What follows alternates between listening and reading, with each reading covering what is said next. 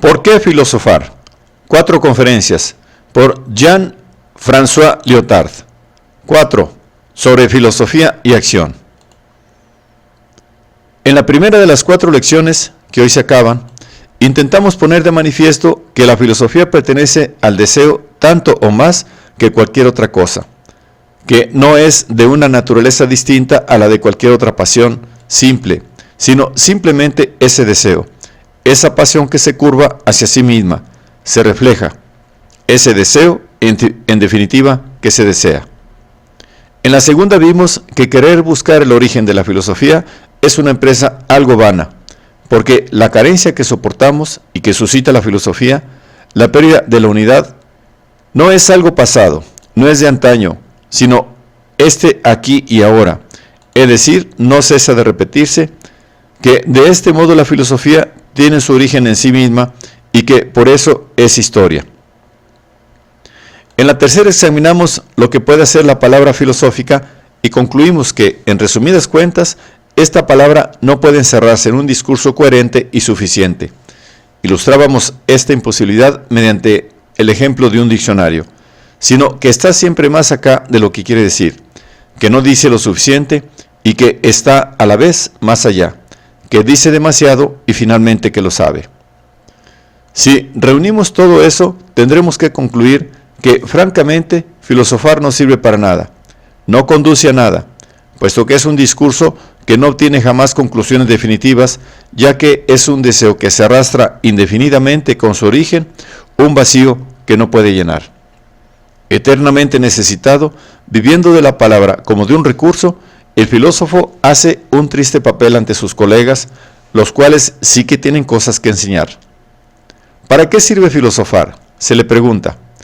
El eco de un tribunal de Atenas, un día cualquiera del año 399 antes de nuestra era, responde que efectivamente no sirve para nada, y ese eco clama desde lejos contra el filósofo: muera.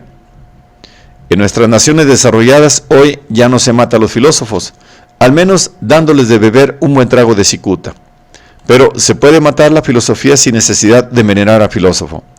Se puede impedir al filósofo estar ahí, que se halle presente con su falta en la sociedad, que se dirija, por ejemplo, al responsable del culto y le pregunte inocentemente qué es la piedad, como hacía Sócrates. Se le puede impedir al filósofo hacer eso. Se le puede relegar a cualquier lugar aparte, de tal forma que su vacío no haga demasiado ruido, demasiada discordancia en la rica melodía del desarrollo. En definitiva, el filósofo interpretará el mundo que está afuera, en el umbral. Eso no molesta a nadie. Incluso de vez en cuando pueden salir de este rumiar enclaustrado 1 o 2 ideas. Ideas que pueden ser utilizables si hubiera técnicos hábiles y pacientes que lograran interpretarlas como instrumentos para transformar las cosas y sobre todo los hombres. La última, la 11ª tesis sobre Feuerbach, escrita por el joven Marx hacia 1845, dice: los filósofos no han hecho sino interpretar el mundo de distintas maneras. Se trata de transformarlo. Yo creo que tenemos en esta tesis de Marx un buen punto de partida para reflexionar sobre la amplitud real de la impotencia, de la incapacidad, de la ineficacia de la filosofía. Pese al carácter perentorio de la fórmula del joven Marx, veremos que las cosas no son tan simples, y eso lo comprenderemos no contra Marx, el verdadero marxismo, sino gracias a ellos, que no están a un lado los que hablan y a otro los que obran. Dijimos la semana pasada que el decir transforma lo que se dice, y por otra parte, que no se puede obrar sin conocer lo que se quiere hacer, esto es, sin decirlo, sin discutirlo, con uno mismo o con los demás. Eso conlleva 2 razones para establecer el contacto entre la filosofía y la acción. Pero profundicemos un poco más esta invasión recíproca del decir y del hacer. Hay en el marxismo una crítica aparentemente decisiva, radical de la filosofía. El carácter radical de esta crítica resulta precisamente del hecho de que Marx da a la filosofía su plena dimensión, tomándola completamente en serio y no contentándose con mandarla a paseo por incontinencia verbal. Marx no solo muestra que la filosofía es una reflexión separada de la realidad, poseedora de una existencia espiritual escindida de la existencia a secas, como acabamos de decir, sino que muestra además que esta reflexión, aparte, está habitada de manera inconsciente por la realidad, por la existencia y por los problemas del hombre real, por la problemática social real. Lo que el marxismo llama ideología, y la filosofía se halla en primera clase de la ideología, no es simplemente una representación autónoma de la realidad.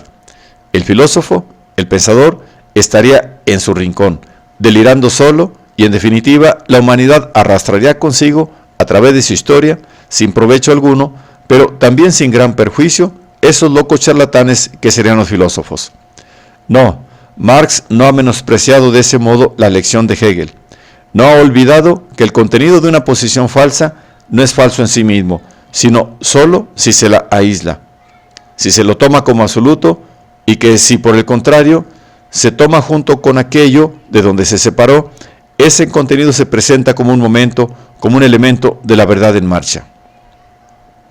De este modo, incluso una falsa conciencia, incluso una ideología como la reflexión filosófica, aparentemente la más refinada, pongamos la de Plotino o la de Kant, por ejemplo, tiene su razón en sentido marxista, es decir, hunde sus raíces por su misma problemática en esa realidad con la cual su cima, su culminación, parece desconectarse por completo.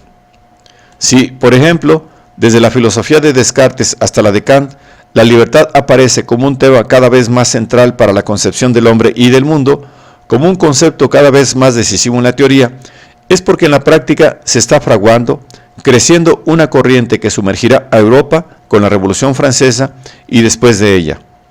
Es porque un nuevo mundo social humano está en gestación dentro del antiguo que le impide expansionarse y porque encuentra en la problemática filosófica de la libertad una expresión posible de su propio deseo. No una expresión preparada desde siempre. Por ejemplo, la libertad no es un tema predominante en la filosofía griega, sino más bien una especie de receptáculo ideológico en el que esta corriente, este nuevo mundo, podrá descansar, depositar sus aspiraciones. Y mientras la corriente sea oprimida en la realidad, mientras un deseo real no pueda manifestarse, no pueda, es decir, no tenga el poder de organizar los hombres y las cosas según él mismo, ese deseo, esa corriente se expresa de otra forma, se disfraza, juega el poder en otro ámbito de la realidad. Ahí tenemos la ideología, la filosofía. Esta concepción, digámoslo de paso, está muy cerca de la de Freud en cuanto a la situación que atribuye a lo falso, a lo mistificado. Para Freud, al menos en un primer contacto, y quizás superficialmente, es también el conflicto de la libido, de los impulsos, con los datos de la realidad. En particular, el conflicto de la tendencia del niño a ver a la madre como protección, como seguridad absoluta, como respuesta a todo, con la prohibición de conservarla para sí, de hacerla su esposa, aunque solo fuera de manera imaginaria. El que suscita precisamente estas ideologías en el sentido analítico que se da a los fantasmas del sueño, de la neurosis o incluso de la sublimación. Aquí es donde la crítica marxista de la filosofía adquiere toda su profundidad. La filosofía no es falsa como lo es el juicio que manifiesta que la pared es verde cuando en realidad es roja. Es falsa en cuanto que traslada a otro mundo el mundo metafísico, en tanto que sublima, como diría Freud, lo que pertenece a este y solamente a este. Es cierto, pues, que hay una verdad de la ideología que responde a una problemática real que es la de su tiempo. Pero su falsedad consiste en que la respuesta a esta problemática, la manera misma en que informa, en que plantea los problemas del hombre real, sale fuera del mundo real y no conduce a resolverlos. Se puede decir que esta caracterización de la filosofía es una crítica radical, porque implica que, en definitiva, no existe dimensión específicamente filosófica, ya que las cuestiones filosóficas no son cuestiones filosóficas, sino cuestiones reales transcritas, codificadas en otro lenguaje, mistificado y mistificador por el hecho de ser otro. La realidad de la filosofía procede solamente de la irrealidad de la realidad, por así decir. Procede de la carencia que experimenta la realidad, procede de eso que el deseo de otra cosa, de otra organización de las relaciones entre los hombres, que se gesta en la sociedad, no consigue liberar a las viejas formas sociales. Debido, pues, a que el mundo humano real tiene una carencia, a que hay en el deseo, Para Marx, ese mundo humano es a la vez el mundo individual y el mundo interindividual social. La filosofía puede construir en esa carencia un mundo no humano, metafísico, un allende, un más allá. Ven ustedes que Marx no hace trampas con la filosofía, la toma en su cualidad más profunda, la del deseo, y la muestra como hija del deseo. Pero él pone a la vez de manifiesto, a causa de su misma situación, la impotencia esencial de esta filosofía. Tomada bajo el ángulo de Marx, la filosofía ve en busca de su fin. Quisiera dar por medio de la palabra una respuesta definitiva a la cuestión de esa carencia que se halla en su mismo origen. Observen de paso que esta apreciación de la filosofía como un presunto discurso total, suficiente, procede de la influencia de Hegel sobre Marx. Hegel decía que lo verdadero es el todo, que lo absoluto es esencialmente resultado, es decir, que solo al final es lo que es de hecho. Para Marx, lo mismo que para Hegel, la filosofía busca la muerte de la filosofía. He ahí su verdadera pasión. Esta muerte significaría, en efecto, que ya no hace falta filosofar. Y si ya no hiciera falta filosofar, eso querría decir que la carencia que constituye la base de esa necesidad de filosofar, el deseo, se habría colmado. Pero precisamente la filosofía, entendida como ideología en el sentido de Marx, es incapaz de ponerse fin a sí misma, de poner a un término sus días, porque su existencia depende de esa carencia que existe en la realidad humana, porque se apoya en esa carencia para intentar colmarla mediante la palabra, y porque la palabra filosófica, por ser filosófica, es decir, ideológica, es decir, alienada, no puede colmar la carencia real, ya que habla al margen, más allá, en otra parte. Es como buscar la solución a los problemas que encuentra un individuo en la realidad mediante la elaboración de un sueño coherente. El ahora se trata de transformar el mundo, significa, pues, que hay que modificar la realidad, cambiar la vida de tal forma que ya no haya que soñar, quiero decir, filosofar, que debemos tomar posesión de nosotros mismos no en este mundo separado y desequilibrado del sueño nocturno, sino a la luz del día, en ese mundo que todos nosotros tenemos en común, cuando tenemos los ojos abiertos y la mirada nueva o inocente, cuando estamos en pie. ¿Y qué puede el filósofo en relación a esa exigencia realista? Él, que yace en la oscuridad de un allende. Pero volvamos ahora con el mismo Marx y con toda la historia del mundo desde hace un siglo, historia tan profundamente marcada por el marxismo, hacia esta acción a la luz del día que él nos propone, hacia esa transformación del mundo a la que apela con la impaciencia y la cólera de aquello que no puede esperar, la 11ª tesis sobre Feuerbach. Lo primero que hay que decir, evidente para un marxista, pero que vale la pena subrayar, es que la práctica, la acción de transformar la realidad, no es una actividad cualquiera. No toda actividad transforma realmente su objeto. Hay falsas actividades, las aparentemente eficaces, que obtienen un resultado inmediato, pero no transforman realmente las cosas. Un político, en el sentido corriente, un dirigente en el sentido ordinario, que tiene una agenda llena hasta los topes de entrevistas, que tiene 4 teléfonos sobre el escritorio y dicta 3 cartas a la vez, que por su elocuencia hace vibrar salas abarrotadas, que tiene bajo sus órdenes a 20,000 personas, no es alguien que necesariamente transforme la realidad. Puede ser simplemente alguien que mantiene, que conserva las cosas, las relaciones entre los hombres en su estado anterior, o bien que las desarrolla o las ayuda a desarrollarse procurando que no haya roces, es decir, sin aceptar en el fondo que ese desarrollo transforma realmente lo que se desarrolla, como si una madre quisiera que su hijo se desarrollara, pero sin permitirle, no obstante, que se haga un adulto so pretexto de que ya no sería su niño, un niño como al principio. Las actividades de este género, ya sean conservadoras o reformistas, están alejadas por igual de una acción transformadora. Una acción transformadora en el sentido en que lo toma la fórmula de Marx, vista bajo el ángulo desde el que hemos abordado este problema, que es el de la relación entre la filosofía y la acción. Consiste en destruir o en contribuir a destruir lo que hace posible la falsa conciencia, la filosofía, la ideología en general, en colmar prácticamente la carencia en la que tiene su origen la desorientación ideológica. Dicho esto, ¿en qué consiste tal transformación? Se comprende ahora hasta qué punto para Marx y para nosotros, que tenemos sobre él la ventaja irreversible de un siglo de práctica suplementaria, de práctica que se crea marxista, la acción no es un asunto sencillo, una simple operación. Transformar el mundo no significa hacer cualquier cosa. Hay que transformar el mundo.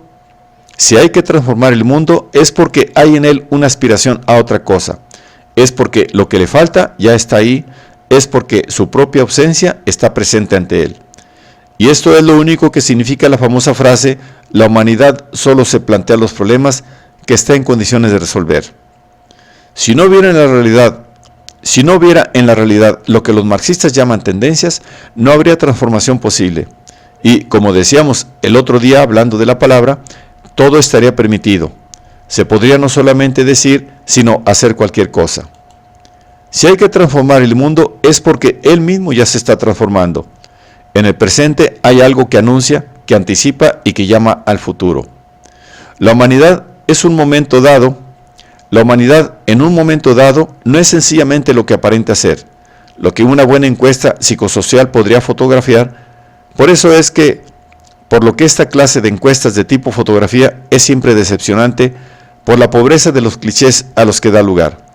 La humanidad es también lo que aún no es, lo que de manera confusa intenta ser. Para emplear otra terminología, la que utilizábamos en la última lección, digamos que ya existe un sentido que ronda por las cosas, por las relaciones entre los hombres, y que transformar realmente el mundo es liberar ese sentido, darle pleno poder. Es visible ahora la profunda analogía que hay entre hablar y hacer. Se ha dicho que el hablar recogía y elevaba al discurso articulado un significado latente, silencioso, envuelto, como dice Merleau-Ponty, en la vaguedad de la comunicación muda. Y se ha dicho también que es este significado, a la vez presente y ausente, el que dota a esta transcripción que es la palabra no solo de plena responsabilidad, de riesgo de errar, sino también de la posibilidad de ser verdadera. Ahora bien, este mismo problema es el que se le plantea a la acción, es decir, a la transformación del mundo. ¿Cuál es el sentido latente en la realidad? ¿Cuál es la aspiración y el deseo? ¿Y cómo expresarlo para que pueda actuar? Es decir, para que tenga el poder. La acción transformadora no puede dejar de ser una teoría en el verdadero sentido de la palabra, es decir, una palabra que se arriesga a decir: he ahí lo que pasa, he ahí donde conduce eso. Y por este solo hecho comienza a organizar, al menos en el discurso, este eso. Una palabra que desea realmente el deseo de la realidad o que desea con el mismo deseo que la realidad. No basta, decía Marx, con que el pensamiento busque la realización. Es menester, además, que la realidad busque el pensamiento. Contribución a la crítica de la filosofía del derecho de Hegel. El pensamiento y la palabra solamente pueden ser verdaderos si la realidad viene al pensamiento, si el mundo viene a la palabra. Vemos, pues, que la acción, entendida como transformación del mundo, la única merecedora de ese nombre, supone, y allí estriba su garantía potencial, ese poder paradójico de pasividad de que hablaba Keats en la carta que leíamos el otro día. Hay que recibir para poder dar, hay que oír para poder decir, hay que recoger para poder transformar, y quizá no fuera una casualidad el que los griegos tuvieran la misma palabra para designar la acción de recoger y la de decir. Lanzándose a la acción, como suele decirse, no se libra uno, incluso menos que nunca, de esta necesidad, de esta ley de la deuda, como decía Heráclito, que hace de la acción y de la palabra, de mi relación con otro, de mi existencia corporal, un intercambio. Es menester la ceguera propia de nuestro tiempo, la temible falsificación del sentido mismo del obrar, para confundir, como lo hace nuestra civilización, la acción y la manipulación, la acción y la conquista. Marx sabía, aunque sus sucesores oficiales lo han olvidado por completo en la realidad, incluso que si las palabras de Marx aún están en sus labios, que hacer es también dejarse hacer, y que la pasividad requiere la mayor energía. Llegados a este punto del análisis, y sin haber abandonado ni un ápice la crítica marxista de la filosofía, podemos plantear la cuestión de la acción, de la transformación del mundo, tal como ella se plantea efectivamente. ¿Cómo saber que la lectura que vamos a dar de la realidad es correcta? Que la aspiración, la tendencia en la que vamos a apoyar nuestro trabajo transformador es realmente la aspiración, la tendencia que procura efectivamente al mundo. Tras la crítica de la ideología, debe quedar claro que para el marxismo no hay tablas de la ley, ninguna revelación. No podemos creer en una palabra ya hablada en otra parte, en una ley establecida en el más allá y que llegaría del fondo de las cosas. A fin de cuentas, no lo hay para nadie. Lo dijimos el otro día y eso es lo que piensa Marx. Porque el cristiano mismo tiene que reinventar la ley que cree escrita desde siempre. Tiene que volver a escribirla, o más bien escribirla él mismo, en sus elecciones cotidianas, en sus relaciones con los demás y consigo mismo, en lo que cree tener que aceptar y en lo que cree tener que rechazar.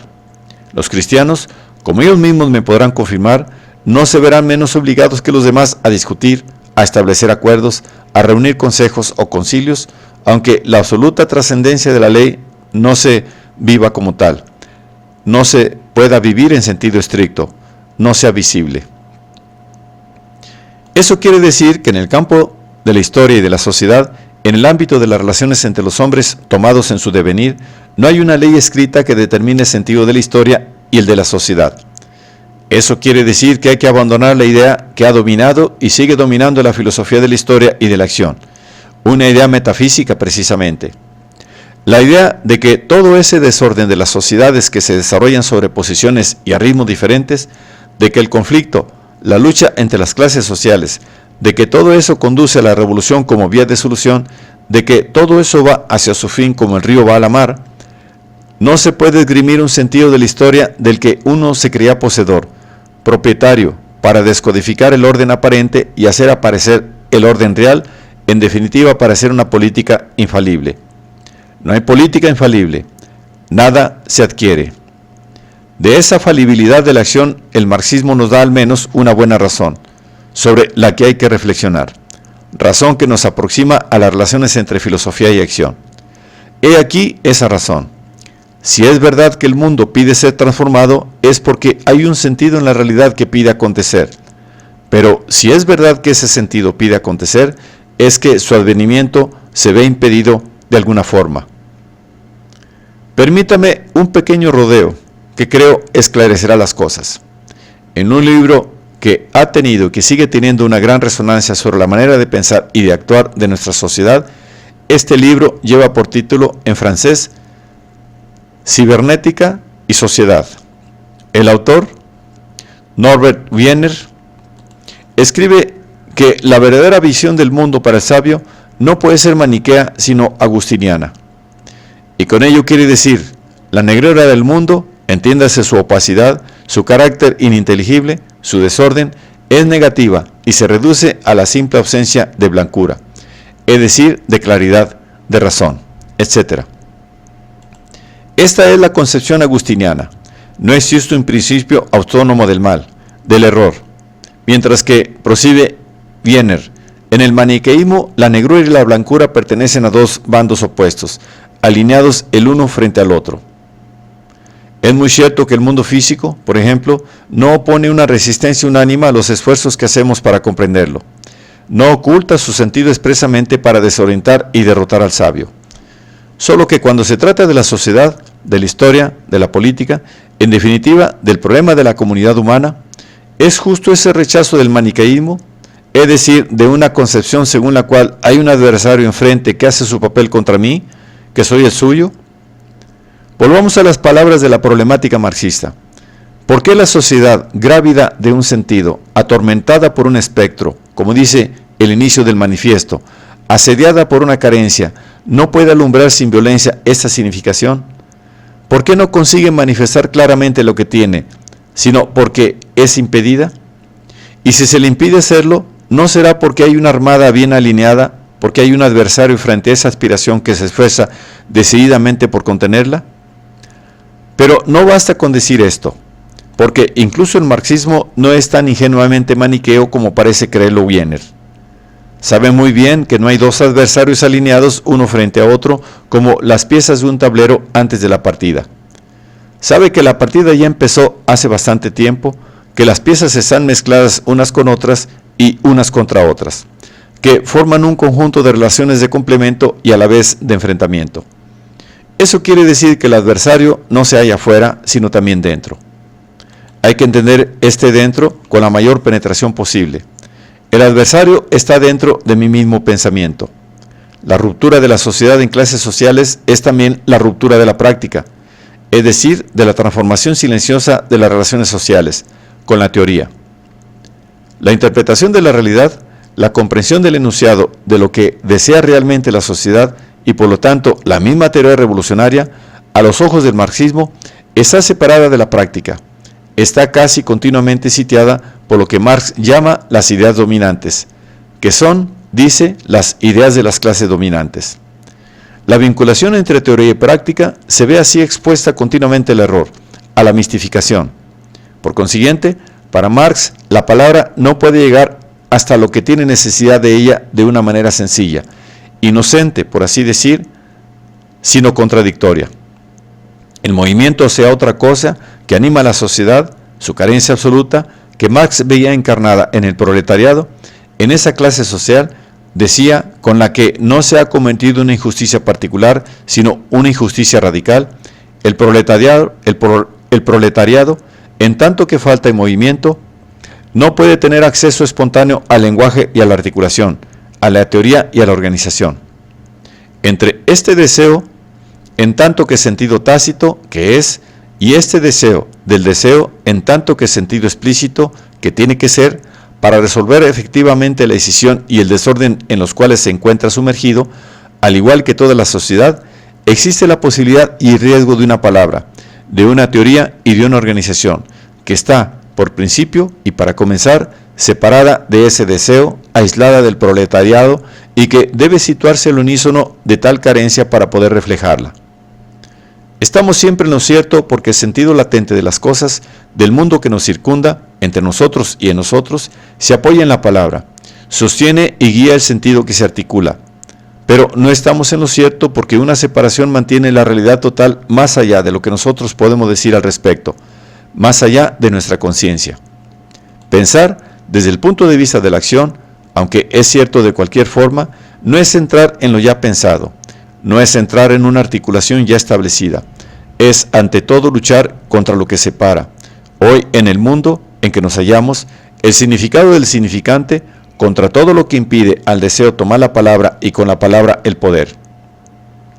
Por eso, el marxismo está muy lejos del maniqueísmo. La teoría, comenzando por el marxismo mismo, se ve continuamente socavada por su posición social e histórica como ideología. Está constantemente amenazada no por traiciones, como dicen los maniqueos, sino desde el interior, por la caída en lo ya pensado, por la degeneración en lo establecido. El capitalismo no es un campo, como se dice hoy en día, es esa opacidad que se desliza entre los hombres y lo que hacen, entre el hombre y los demás, y también entre el hombre y lo que piensa. Este capitalismo no sería difícil encontrarlo en cuanto a reificación, como decía Lukács, en pleno centro del marxismo oficial, en el seno mismo de la llamada buena conciencia revolucionaria. Pero nos preguntábamos si sirve de algo filosofar, ya que la filosofía, según su propio testimonio, no encierra historial alguno, no concluye ningún sistema y, rigurosamente hablando, no conduce a nada. He aquí una respuesta. No se librarán ustedes del deseo, de la ley de la presencia-ausencia, de la ley de la deuda, no encontrarán refugio alguno, ni siquiera en la acción, porque ésta, lejos de ser un refugio, les expondrá más abiertamente que cualquier meditación a la responsabilidad de decir lo que hay que decir y hacer, es decir, anotar, a la responsabilidad de oír y transcribir, por su cuenta y riesgo, el significado latente del mundo sobre el cual, como suele decirse, quieren ustedes actuar. No pueden transformar este mundo si no es comprendiéndolo, y la filosofía puede parecer un adorno anquilosado, un pasatiempo de señorita de buena familia, porque no hace aviones supersónicos o porque trabaja en casa y no interesa casi a nadie. La filosofía puede ser todo eso y lo es realmente, pero es o puede ser también ese momento en que el deseo que está en la realidad viene a sí mismo, ese momento en que la carencia que padecemos en cuanto a individuos o en cuanto a colectividad se nombra y al nombrarse se transforma. ¿Terminaremos algún día, dirán ustedes, de experimentar esa carencia? ¿No dice la filosofía cuándo y cómo podemos acabar con ella? O bien, si ella sabe, como hoy parece saberlo, que esa carencia es nuestra ley, en toda presencia se da un fondo de ausencia. ¿No sería lo más legítimo y razonable abandonar toda esperanza, volverse un estúpido? Pero tampoco encontrarán ustedes refugio en la estupidez, porque no es estúpido el que quiere. Tendrían que eliminar la comunicación y el intercambio, tendrían que llegar al silencio absoluto. Pero no existe el silencio absoluto precisamente porque el mundo habla, aunque sea de una manera confusa y porque ustedes mismos continuarían al menos soñando, lo cual ya es mucho cuando no se quiere oír nada. He aquí, pues, ¿por qué filosofar? Porque existe el deseo, porque hay ausencia en la presencia, muerte en lo vivo, y porque tenemos capacidad para articular lo que aún no lo está. Y también porque existe la alienación, la pérdida de lo que se crea conseguido y la decisión entre lo hecho y el hacer, entre lo dicho y el decir, y finalmente porque no podemos evitar esto, atestiguar la presencia de la falta con la palabra. En verdad, ¿cómo no filosofar?